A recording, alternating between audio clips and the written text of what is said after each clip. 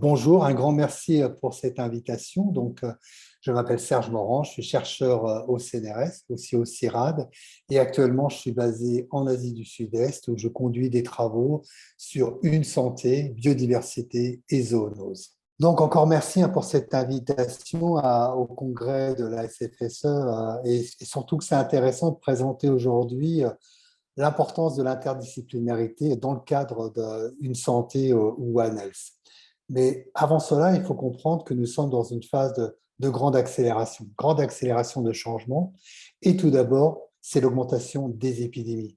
Augmentation des épidémies de maladies zoonotiques concernant les humains, augmentation des maladies vectorielles concernant les humains, mais aussi des maladies qui concernent purement les animaux, les volailles ou le bétail, qui sont en augmentation, et les animaux sauvages, dont les maladies aussi sont en augmentation. Donc nous avons globalement eu toute une augmentation de ces épidémies. Et comment l'expliquer? Une des premières explications, c'est que nous avons une augmentation absolument phénoménale, importante, de tous les animaux de rente. Le poids, les bovins qui sont passés de moins d'1 milliard en 1960 à 1 milliard 600 millions en 2015. Les porcins, il y en avait 500 millions, ils sont à 1 milliard 500 millions. Et les poulets, alors c'était moins de 4 milliards. Et là, maintenant, on est arrivé à 30 milliards de poulets sur la planète. Et d'un autre côté, nous avons une énorme perte de biodiversité. Alors, il y a plusieurs indicateurs pour le montrer, notamment l'index planète vivante du WWF, il y a aussi l'UICN, et tous nous montrent que finalement, les conditions sont assez mauvaises avec une perte de biodiversité dans tous les endroits de la planète, mais particulièrement dans les milieux intertropicaux.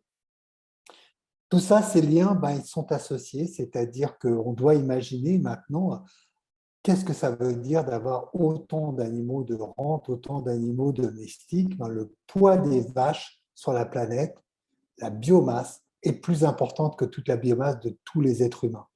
Si on prend finalement tous les animaux domestiques et les humains, ils représentent 95 à 98% de la biomasse des vertébrés, le reste étant des animaux sauvages.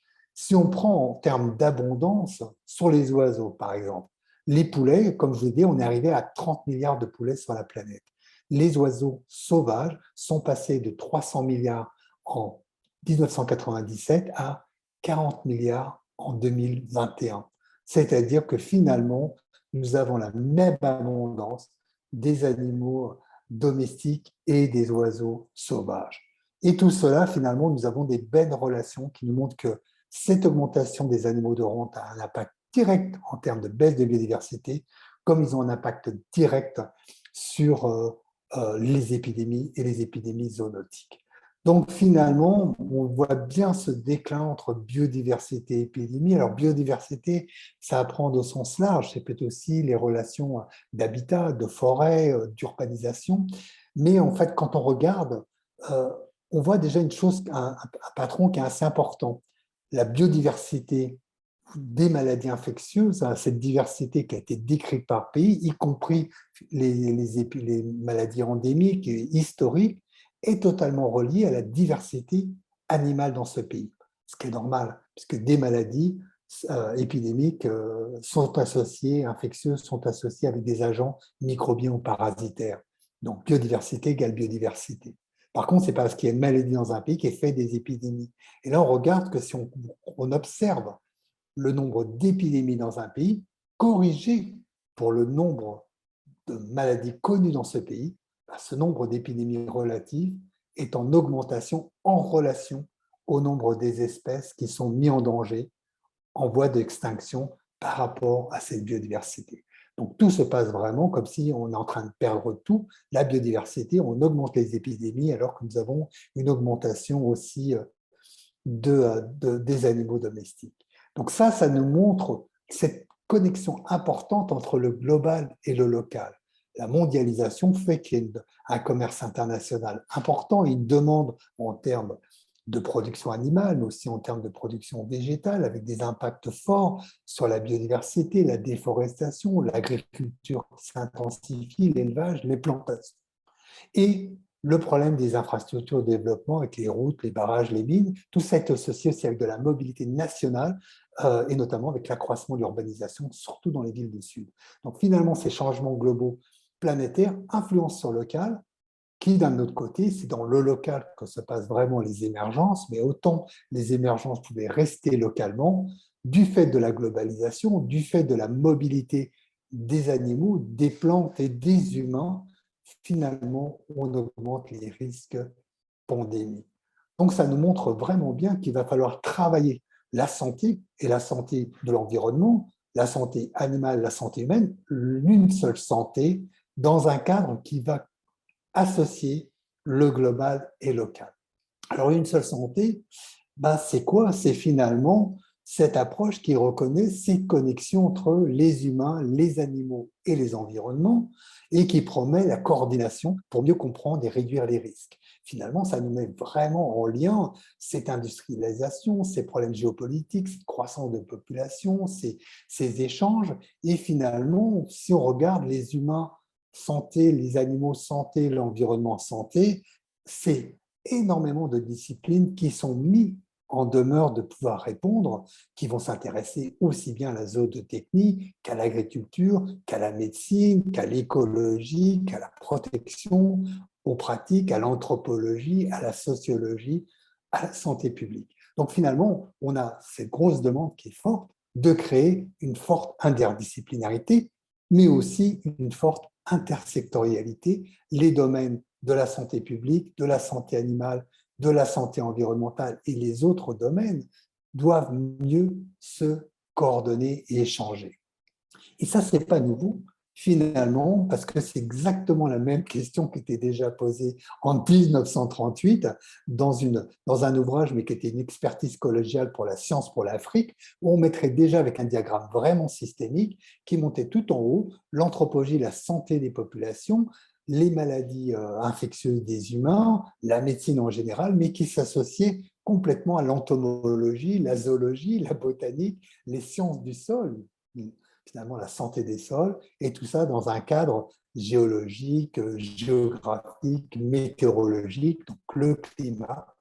Et pour ça, pour associer finalement des activités propres de production qui sont les animaux de ferme, les plantations, l'agriculture en général, la foresterie, la pêcherie, c'est-à-dire finalement de relier l'inorganique, le support de vie, les plantes, les animaux et les humains, finalement dans une vision commune, une vision de one santé. On pourrait dire un vieux vin dans une nouvelle bouteille, mais qu'il va falloir vraiment de plus en plus réfléchir à comment nous allons pouvoir mettre vraiment ça en place. Alors ça, c'est pas facile parce que finalement, il faut reconnaître les frontières d'une seule santé. Une seule santé, ça va être vraiment mettre ensemble et mettre en connexion, mettre à passer des frontières entre la santé humaine, publique, la santé animale, publique, la santé des écosystèmes, mais une santé des écosystèmes qu'on doit aussi expliquer. Est-ce que ce n'est pas simplement finalement la santé environnementale, mais c'est aussi les processus écologiques, les processus écosystémiques. Finalement, dire que les écosystèmes sont en bonne santé, c'est montrer que ces systèmes sont capables de jouer leur rôle en termes de support de vie et de production. Ça va concerner aussi bien les sols, la santé des plantes, des sols que la santé des plantes en termes de fonctionnement des plantes, notamment de pollinisation. Bien, tous ces supports qui sont importants pour le bien-être humain, pour la biodiversité et finalement pour la santé de tous, des animaux et des humains. Donc il va falloir penser par-delà les frontières. Mais tout ça, ça suppose finalement de pouvoir travailler à différentes échelles, on l'a vu, du local au global, de travailler entre secteurs, secteur économique, secteur de la recherche, secteur des citoyens, secteur administratif, et aussi finalement entre communautés, entre genres, entre classes d'âge, finalement, de pouvoir se reconnecter et de créer finalement du lien entre les citoyens localement, mais aussi entre les nations, entre les régions, entre les localités. Ça veut dire que c'est vraiment un programme environnemental, un programme de santé qui doit se faire à multi-échelle multisectorielle, multidisciplinaire. Difficile à montrer, mais finalement, nous avons en ce moment la possibilité de le faire parce que, suite à la Covid-19, les grandes organisations internationales, l'OIE, l'OMS, la FAO, y compris le Programme des Nations Unies pour l'environnement, ont compris qu'il était temps de mettre en place une seule santé. La Commission européenne l'a compris aussi en mettant aussi une réflexion en agriculture, mais aussi sur la santé. Les nations l'ont compris aussi en mettant ça, en mettant des nouveaux projets de recherche et des nouvelles façons de penser la santé. Et je prendrai, pour finir, l'exemple de la France qui est très clair, donc qui est passé finalement d'une stratégie de One Health en 2011, c'est-à-dire comment finalement la France pourrait se positionner sur une seule santé, pour aboutir en 2020, dans le cadre du plan national santé-environnement numéro 4, à mettre un groupe de suivi, une seule santé, alors qui s'est basé aussi sur le travail qui a été fait avant du groupe technique sur biodiversité et santé. Donc on voit vraiment bien les liens qu'on est capable de mettre en place entre l'apport de la biodiversité, l'apport de l'écologie aussi scientifique, mais l'écologie administrative de la gestion des territoires, pour aller aussi vers son application pour améliorer le cadre de santé des habitants, des citoyens, le cadre de santé des animaux et des plantes. L'un des axes importants de cet axe, c'est vraiment travailler à l'échelon territorial, parce que là, on est en France vraiment. Il faut, comme c'est montré dans ce plan, comme c'est voulu dans ce plan, démultiplier les actions concrètes en relation avec les collectivités dans les territoires, mais en relation aussi avec les citoyens, avec les agences de santé, avec les, les administrations, avec les politiques, avec les fermiers, les agriculteurs, avec les représentants aussi, avec le monde industriel et le monde économique local. Tout cela avec différents types d'actions. Je ne prendrai que deux actions en exemple.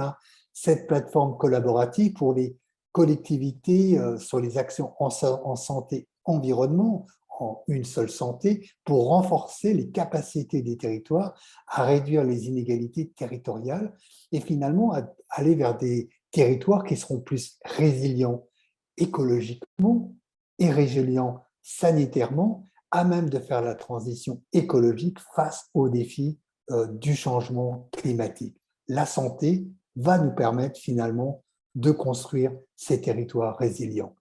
Et au niveau des villes, c'est sensibiliser l'urbanisme, les urbanistes, les aménageurs de territoire, pour mieux prendre en compte les problématiques de santé et d'environnement dans la planification territoriale, dans les opérations d'aménagement.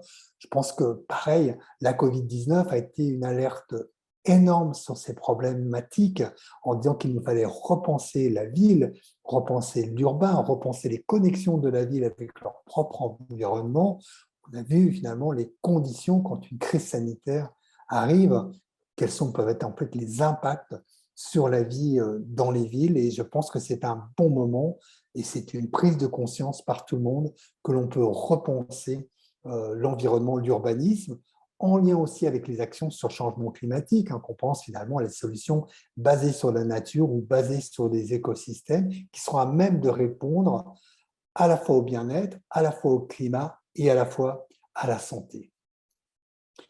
Donc, je finirai en conclusion que une seule santé et la mise en pratique d'une seule santé aux échelons internationaux et aux échelons nationaux, c'est le meilleur moyen pour sortir des crises à répétition et notamment des crises sanitaires qui ont pu aussi bien affecter les humains que les animaux. Et je vous remercie.